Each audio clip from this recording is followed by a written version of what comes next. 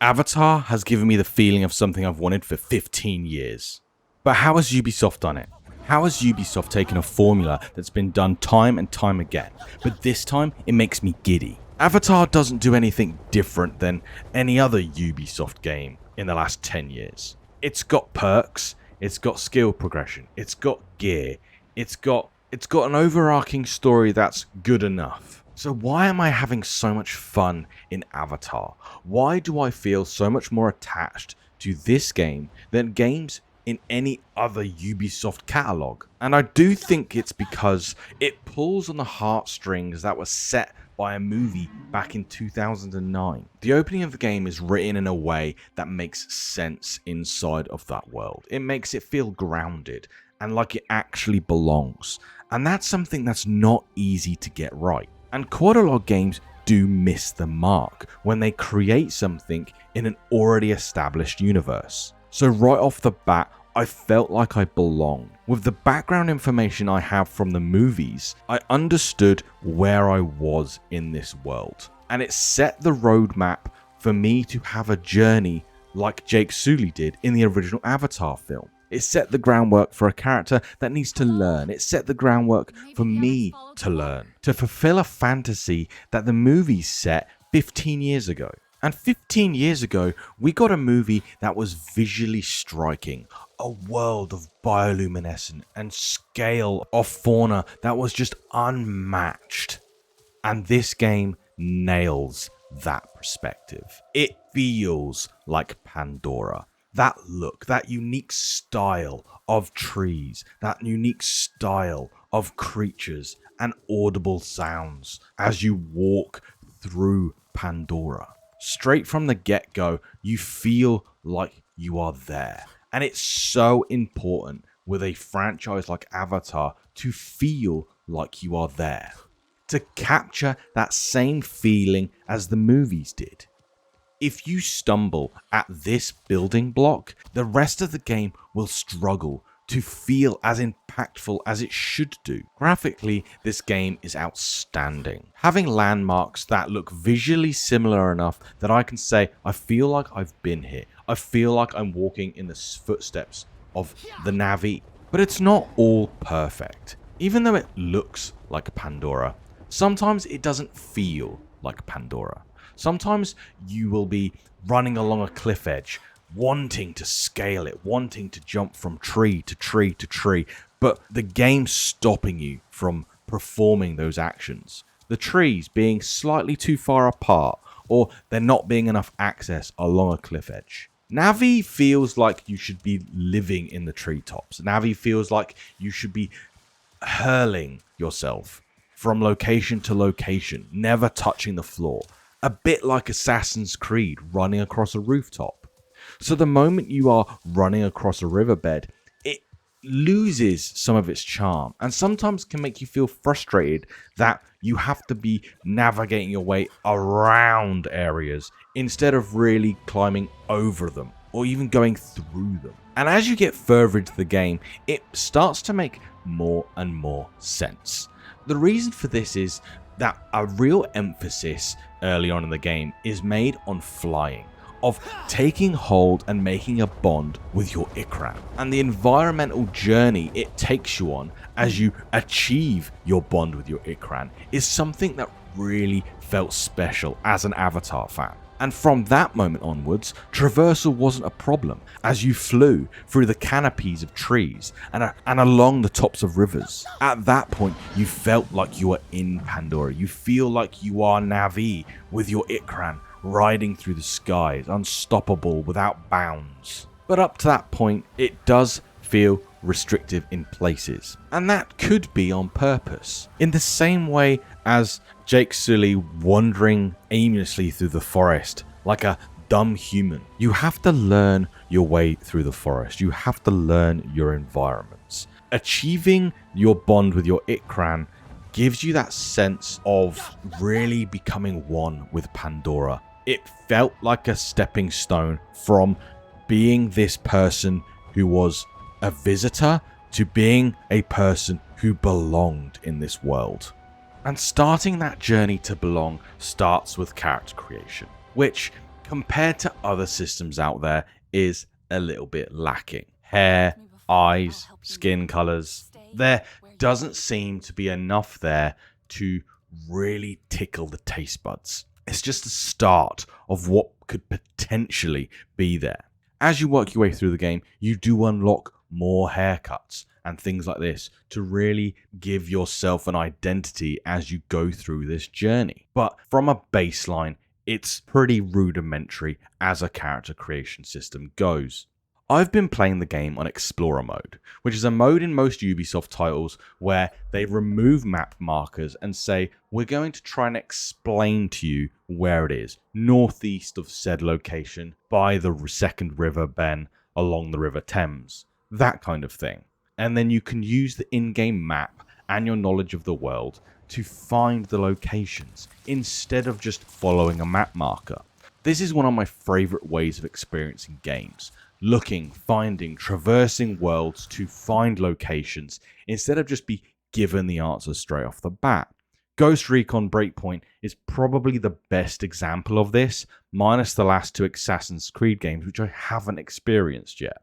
A system like this should really amplify your experience with Avatar, but it is let down by its map design, where the map isn't that precise as something like Ghost Recon's Breakpoint.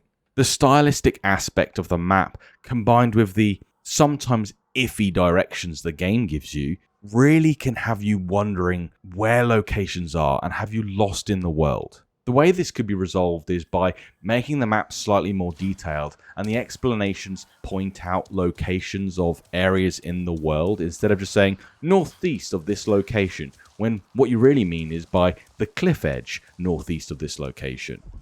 It adds a little bit to it and gives you a little bit more direction to pinpoint locations on the map. In most games these days, they give you a way of progressing your character, of feeding that drive to improve and increase your level of power in the game. In Avatar, this comes hand in hand with a narrative aspect as well as a personal aspect of growth and learning. A large part of Avatar's narrative is around learning from other people's experiences. Sometimes your way of doing things is not the best way of doing things. Sometimes your way of doing things doesn't fit into other people's cultures and other people's way of life. And it's about learning and gaining knowledge from them.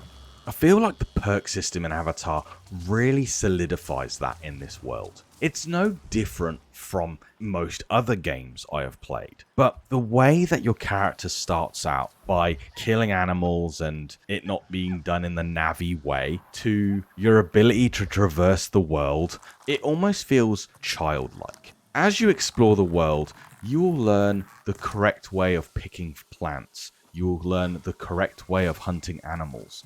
And as you increase your skills via your perks, it enhances these abilities. Weak spot damage is increased. Other things like that. There's nothing in the perk pool that is exceptional design or something another game has never done before. What it does though is it links the perks to the way the Navi would treat Pandora. One of the things I found very quickly, and it was frustrating when I started the game, was I was trying to make merciful kills. I was trying to kill animals in the way the Navi would in the films, one-shotting them, hitting specific points on the body. But the game wasn't really portraying that aspect of Avatar. But as I worked my way through some skills, and worked my way through the story, from the skill trees, I got aspects that enhanced weak spot damage, increased my ability to see weak spots on enemies, and that led to me being able to one-shot enemies when shot in the correct locations. That started to enhance my feeling of being Navi, but it was still missing a point. It was still missing an aspect of Avatar, where when I kill an enemy, when I kill an animal, a Navi would pray. A Navi would thank Awa, and it was missing that. But as I progressed through the story and in fact showed off some of my skills to the local inhabitants of Pandora, they then said, hold on a minute, yeah, you could shoot correctly, but you need to thank Awa. And after that point in the game, my character would then pray after every kill. He would do the hand gestures. Now, over a course of 10-15 kills, this would start getting quite cumbersome. Having to do a little prayer after every single hunt would be irritating from a gameplay aspect. So Ubisoft did something quite clever here. The first couple of kills would do the full speech. After the first kill, the game would then narrow that speech down and just do a couple of lines from the speech. And after a few more kills, he would just do the hand gestures, lowering the amount of time it took to harvest a kill, but still giving you that aspect of thanking Awa, being part of that environmentally led storytelling of you becoming Na'vi. It really solidified to me what this game was aiming for, with its perk systems, with its traversal systems, with its gathering systems. Everything in the game is focused on you learning the correct way of doing things, learning the Na'vi way of doing things. This even leads into slightly other aspects of exploration and the perk system, where there are only specific perks you can pick up from connecting with Awa. There are locations around the map that will give you specific perks, less fall damage, the ability to double jump, so you can then climb through trees better. And it was that ability to explore the world and then linking myself to Awa, which would give me knowledge to then become more Na'vi, that I felt a real connection to this world and the growth of my character. As well as this, as exploration goes, there are even more points on the map that reward you with perk points that you can then put into your character. But the adaptation of your character doesn't stop there. Gear comes hand in hand with how you want to play the game. You can do the Na'vi purely focused stuff like I'm doing, going bows only, Na'vi weapons only, having Na'vi gear on, focusing on weak spots and stealth like a Na'vi would. But some people might not want to play like that. They want to be a little bit more human in the way they play. So there is also a focus on human weaponry and using that as well. And you can really spec out your character's gear and perks to really focus on how you want to play. But once again in this game, it goes one step further, where there's a cosmetic system in the game.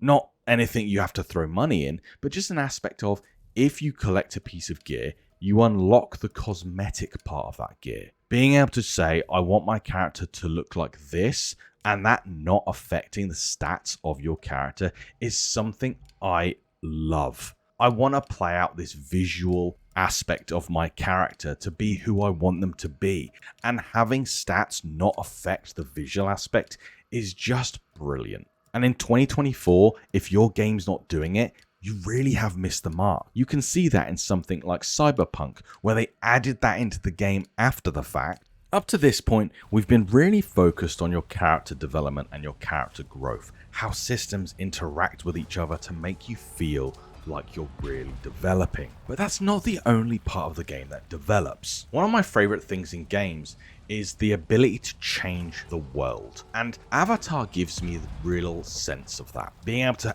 be impactful on my environment. Around the world, there are RDA bases. These bases are pumping large amounts of pollution into the world. And as you traverse the world, you can hear these bases. You can see these bases, the impact they're having on the world. You could be walking through some lush greenland forests, and as you start to see things dying and decaying, the environment changes dependent on these bases, and you can walk through a river and it be crystal clear, and suddenly it starts to get murky, dirty. The environmental storytelling here adds to the aspect of the game. Pandora shouldn't look like this. I need to fix it. I need to help Pandora. And taking out these bases rejuvenates the world. It makes things look green and lush. But that's not the only thing. Being able to take over bases is one thing, but having that be a meaningful change in the environment is not so easy in video games. And I feel like they really nailed something here.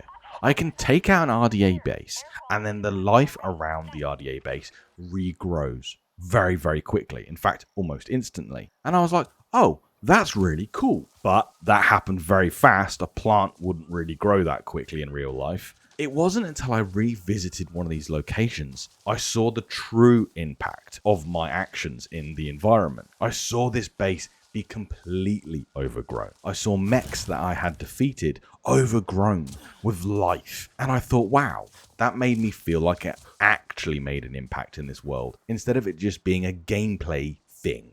I love the fact that my actions felt meaningful in this world. It felt like I was actually contributing instead of number go up or pollution decrease. It felt like I was actually having an environmental impact. And I wanted to start exploring some of the bigger bases I had taken over to see the changes they would make on the environment.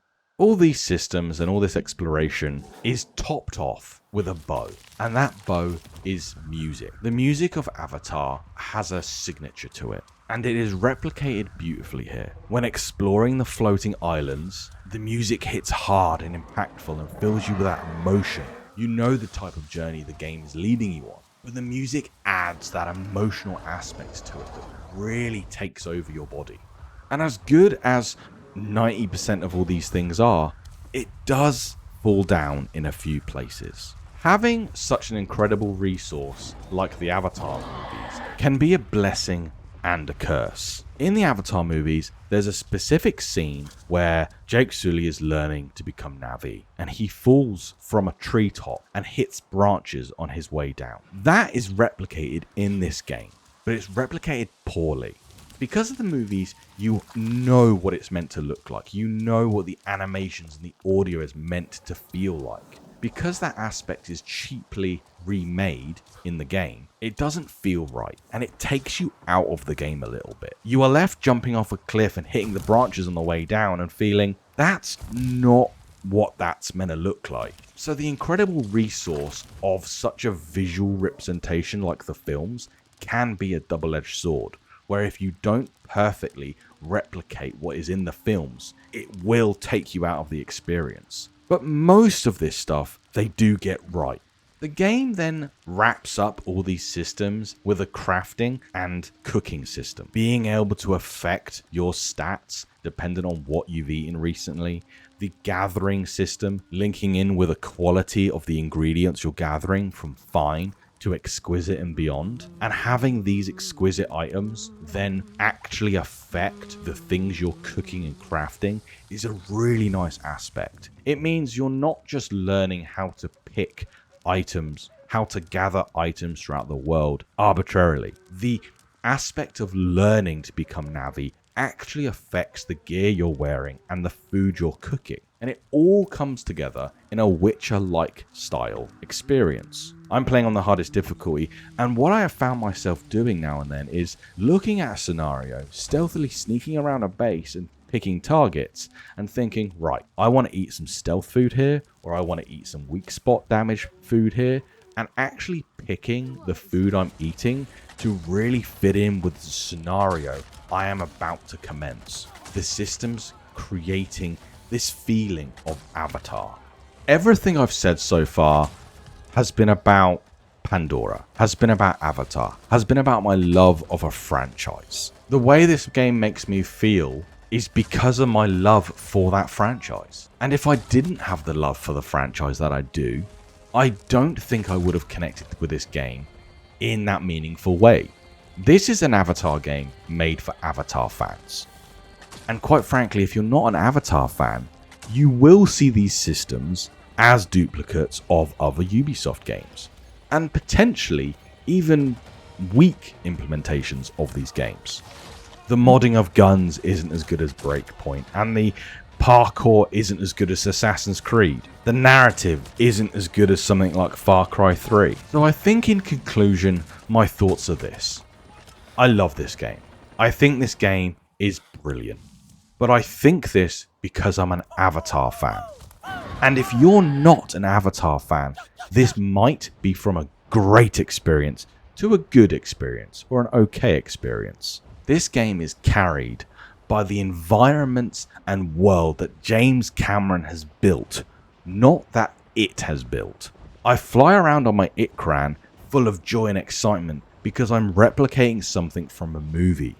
not because it's the best flying in any game ever. The combat isn't as good as a Far Cry game. Its skills and perks are not as vast as Assassin's Creed. So even though they may have nailed the avatar part of the title, I don't know if they've nailed the video game part of the title. And I think it stands as a testament to say that Ubisoft make okay games. Ubisoft games are good enough, but they're not excellent. They're not exquisite. And that is Avatar. If you're an Avatar fan, you will adore this game. You will adore the experiences and reliving the aspects that you've seen on the big screen. But you won't necessarily be engaged with the system as well as something like Cyberpunk or Skyrim. You won't adore the game for the game. You will adore the game for the franchise.